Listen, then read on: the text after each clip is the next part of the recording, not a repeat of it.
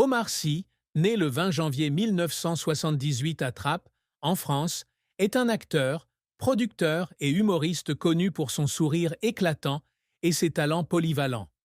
Sa vie, bien que remplie de succès et de joie familiale, n'a pas pu échapper à une profonde tristesse et à des blessures émotionnelles qui ont couvé au fil des années. La plus grande tristesse dans la vie d'Omar, s'il devait en choisir une, serait probablement la perte d'un être cher, en particulier la mort de son père, Demba Sy, en 2012. Combinée aux difficultés d'une enfance pauvre et aux pressions de la célébrité après l'énorme succès d'Intouchables. Ces souffrances n'étaient pas seulement des pertes personnelles, mais aussi des chocs mentaux, le forçant à faire face à la fragilité de la vie et à sa responsabilité de continuer à vivre et à contribuer. Demba Sy, le père d'Omar, est décédé en 2012 après une longue bataille contre la maladie.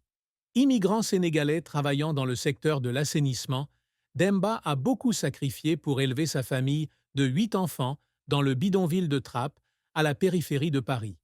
Il n'était pas du genre à exprimer son affection avec des mots, mais Omar a toujours ressenti l'amour silencieux de son père à travers des actions simples, en travaillant sans relâche pour subvenir aux besoins de son fils ou en l'encourageant à poursuivre sa passion pour la comédie.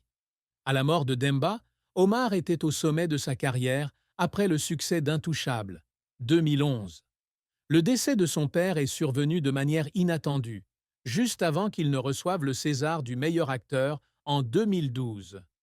Omar a un jour confié qu'il avait beaucoup pleuré le soir de la remise du prix, non seulement à cause de la joie, mais aussi de la tristesse de ne pas pouvoir partager ce moment avec son père. J'étais sur scène, mais mon esprit était avec mon père, a-t-il déclaré. C'est la personne dont je veux le plus être fier.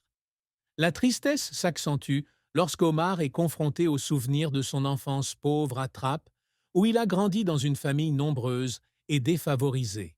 Ses parents, Demba et Diaratou Sy, travaillaient dur pour subvenir aux besoins de 8 enfants, et Omar était souvent témoin de leurs difficultés. Il a dit un jour qu'il y avait des jours où sa famille n'avait pas assez d'argent pour acheter de la nourriture et qu'il devait se coucher le ventre vide. Ces souvenirs, selon Omar, sont une tristesse persistante, un sentiment d'impuissance de ne pas pouvoir aider ses parents dans leurs premières années. Lorsque Demba est décédé, cette tristesse est revenue, le faisant se demander s'il avait fait assez pour récompenser les sacrifices de son père. En plus de la perte de sa famille, la plus grande tristesse d'Omar est venue de la pression de la célébrité après Intouchables. Le film l'a transformé du statut de comédien peu connu en celui de star international, mais il a également attiré une attention indésirable et de grandes attentes. Il a un jour confié qu'après la sortie du film, il s'était senti perdu au milieu de cette célébrité soudaine et qu'il y avait des jours où il pleurait parce qu'il ne savait pas s'il pourrait répondre aux attentes des gens. La plus grande tristesse d'Omar Sy est donc une combinaison de plusieurs niveaux d'émotions, perte, souvenir de pauvreté et pression, créant une triste symphonie dans son cœur.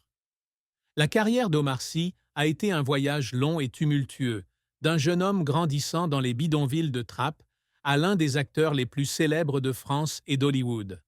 Avec plus de 20 ans dans l'industrie du divertissement, il a obtenu un grand succès, mais a également fait face à de nombreux échecs et efforts qui l'ont fait pleurer à cause de sa passion et de son sacrifice.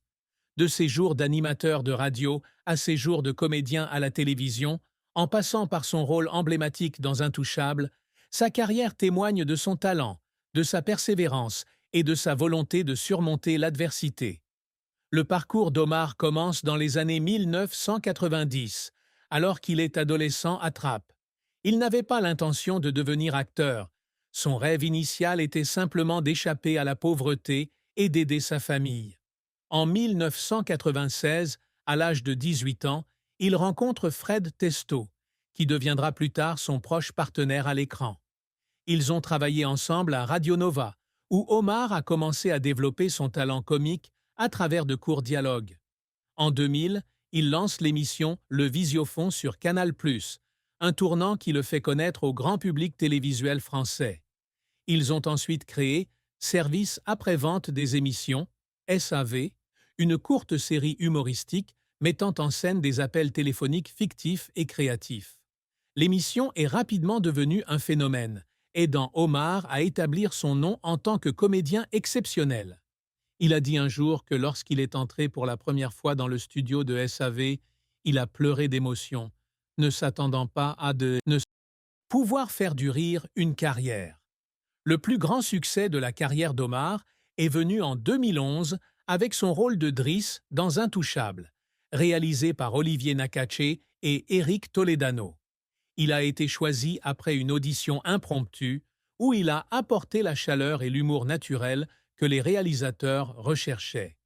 Le film, sur l'amitié entre un pauvre gardien noir et un riche aristocrate paralysé, est devenu un phénomène mondial, rapportant plus de 426 millions de dollars et devenant ainsi le film non anglophone le plus rentable de l'histoire à l'époque. Ce rôle a valu à Omar un César du meilleur acteur en 2012. Il est ainsi devenu le premier noir à recevoir cet honneur. Il a pleuré lorsqu'il a reçu le prix, non seulement de joie, mais aussi parce qu'il regrettait son père Demba, décédé peu de temps auparavant. Intouchable lui a ouvert les portes d'Hollywood et il a rapidement joué dans des films majeurs tels que X-Men, Days of Future Past 2014, Jurassic World 2015 et Inferno 2016. Cependant, la carrière d'Omar n'a pas toujours été de tout repos. Avant Intouchable, il avait échoué avec quelques petits rôles dans des films tels que Nos jours heureux 2006 et Tellement proche 2009. Bien qu'il soit loué pour ses talents comiques, il a été critiqué pour son manque de profondeur dans son jeu d'acteur, ce qui l'a amené à douter de son talent. Il a un jour pleuré dans le vestiaire après un tournage, sentant qu'il n'était pas assez bon pour aller plus loin. Un autre revers est survenu lorsqu'il a déménagé à Hollywood.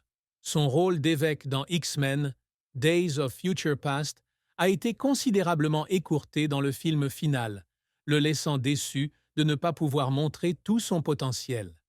Il a raconté un jour qu'il y avait des jours où il était assis seul à Los Angeles, en pleurs parce que sa famille lui manquait, et qu'il se sentait perdu dans un secteur inconnu.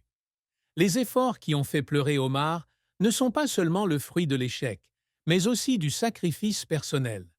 Il a renoncé à son temps en famille pour tourner à l'étranger, a travaillé jusqu'à l'épuisement pour terminer une scène et a été confronté aux préjugés raciaux dans l'industrie du divertissement.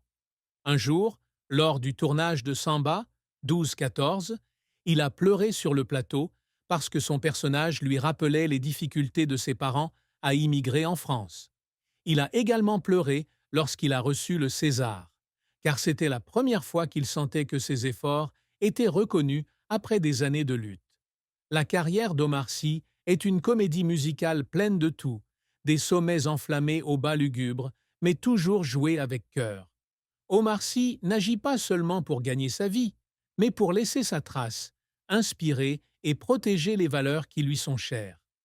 Les réalisations qu'il s'efforce toujours d'atteindre ne sont pas seulement des récompenses ou la célébrité, mais aussi des objectifs plus vastes.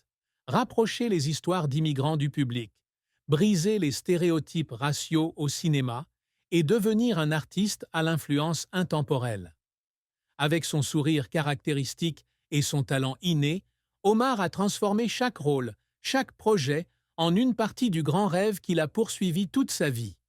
Dès le début de sa carrière, Omar rêvait d'utiliser l'art pour raconter l'histoire de personnes comme ses parents, des immigrants d'Afrique de l'Ouest venus en France dans l'espoir d'une vie meilleure.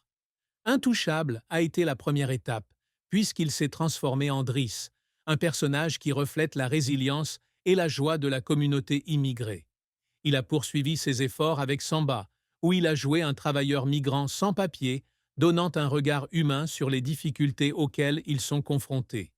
Il a déclaré qu'à chaque fois qu'il se tenait devant la caméra pour ses rôles, il avait l'impression de raconter l'histoire de ses parents, une réussite dont il est toujours fier. Pour lui, porter ces histoires à l'écran n'est pas seulement un travail, mais une mission. Un autre objectif qu'Omar poursuit sans relâche est de briser les barrières raciales dans le cinéma. Étant l'un des rares acteurs noirs à avoir réussi à la fois en France et à Hollywood, il veut prouver que le talent n'a pas de couleur de peau. Les Césars 2012 ont été une étape importante, puisqu'il est devenu la première personne noire à remporter le prix du meilleur acteur dans l'histoire de la cérémonie. Il passe des heures à préparer chaque rôle, de L'Appel de la forêt, 2020, à Lupin, 2021, dans l'espoir d'ouvrir la voie à la génération d'acteurs noirs qui lui succédera.